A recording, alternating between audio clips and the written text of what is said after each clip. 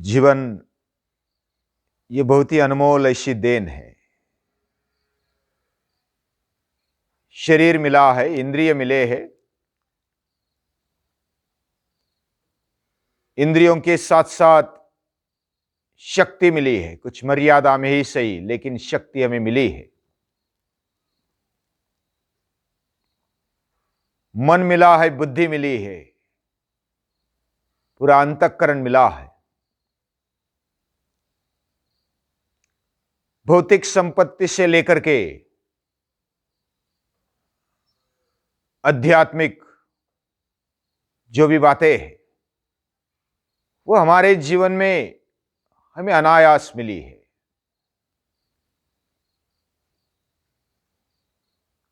दैवी जो गुण है वो हमारे अंदर मौजूद है। किसी किसी को ऐसा लगता है कि दैवी गुण यानी सिर्फ भावनाशील या तो कुछ उसमें दम नहीं, ऐसे दैवी गुण होते हैं, ऐसा किसी किसी का समझ है। लेकिन भगवान बताते हैं 16वें अध्याय में, अभयम सत्व संशुद्धि, वह निर्भय है, अभय है। पहला गुण यही है, वह निर्भयता से अपना जीवन जीता है और अंतःकरण शुद्ध है। वह लाचार नहीं है,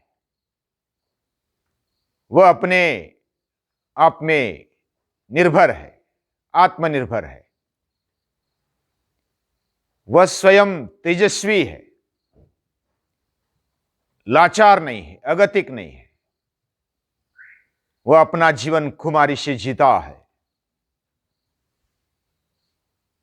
जो खाता है, पीता है, वह मेहनत से खाता है। भले मिष्टान्न नहीं खाता होगा, लेकिन मिर्ची भाकर भी वो बड़े तेजस्विता से, कुमारी से खाता है। वो किसी के आगे लाचार नहीं होता। आम्ही काय कुणाचे खातो, श्री राम आम्हाला देतो। हम किसी का नहीं खाते, श्री राम हमें दे देते हैं। जिसने हमें जन्म दिया, जब दांत न थे, जब दंत न थे, तब दूध दिया। अब दंत दिए सो अन्न न दे। जब दांत नहीं थे तो दूध दे दिया। हमारे लिए मां के स्तनों में दूध मिला। वो किसने निर्माण किया? मां को भी पता नहीं कैसे निर्माण होता है। ये दूध निर्माण करने वाला, हमारे लिए पोषण देने वाला बैठा है, हमारी चिंता करता है। हमें हाथ दे दिए, बुद्धि दे दी। हम किसी का नहीं खाते, हम मेहनत से कष्ट करते हुए भूख प्यास बुझाते हैं। किसी के आगे लाचार नहीं। तुकडोजी महाराजों जो कविता है वह समझने जैसी है। या झोपडीत माझ्या राजा सजी महाली, सौख्ये कधी मिळाली, ती सर्व प्राप्त झाली या झोपडीत माझ्या। उनकी झोपड़ी में सभी महल के सुख उनको प्राप्त हो गए थे। राजमहल के समान सुख उनको मिलता था। ये सुख कोई अंदर से हम झांकते हैं तो पता चलता है, ये बाहर नहीं होता। वस्तुओं में, पदार्थों में, व्यक्तियों में सुख नहीं होता है, वह अंदर हुआ होता है। अंदर से जो अपने आप को भगवान का बेटा मानता है वह सुखी होता है, वह तेजस्वी है, वह अगतिक नहीं है, लाचार नहीं है, वह निर्भय है।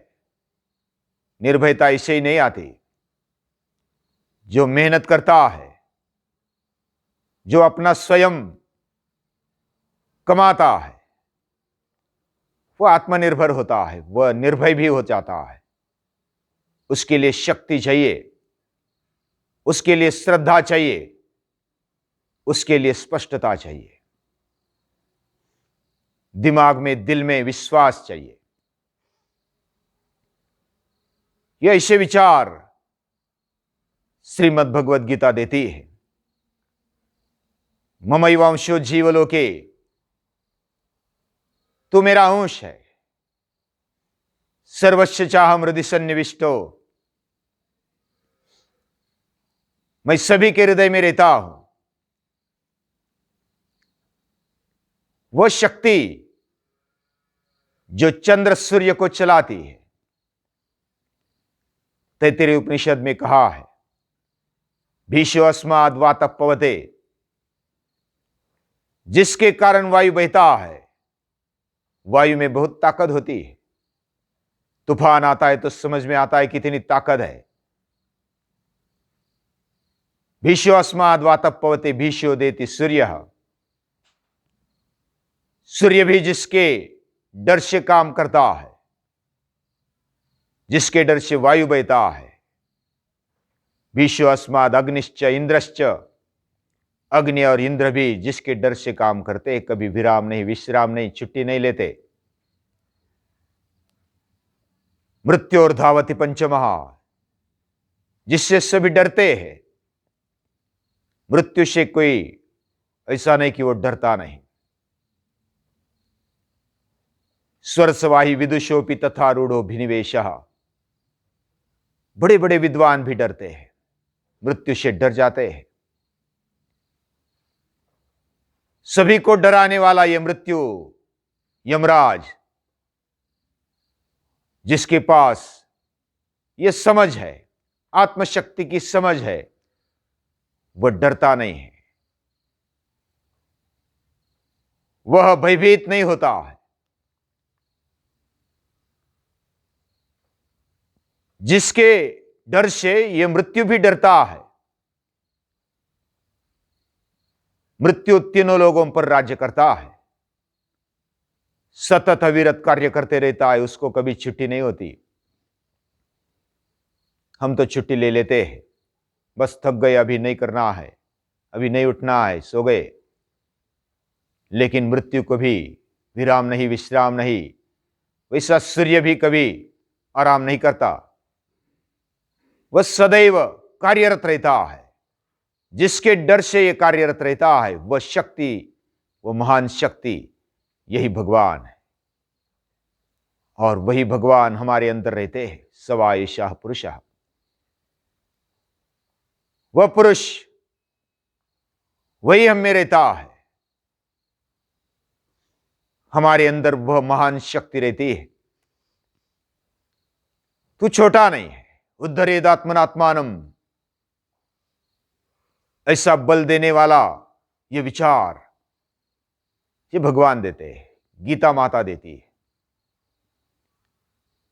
ये बहुत ही अचरज की बात है। तू डर मत, हतो वा प्राप्स्यसि स्वर्गम जित्वा वा भोक्ष्यसे महिम। अगर मरेगा तो स्वर्ग मिलेगा और जीतेगा तो पृथ्वी मिलेगी।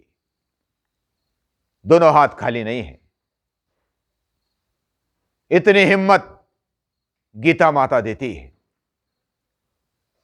हमारे पीछे खड़े रहने वाली ये माता, ये हमें निर्भय बनाती है। हमारा जीवन भी ऐसा होना चाहिए।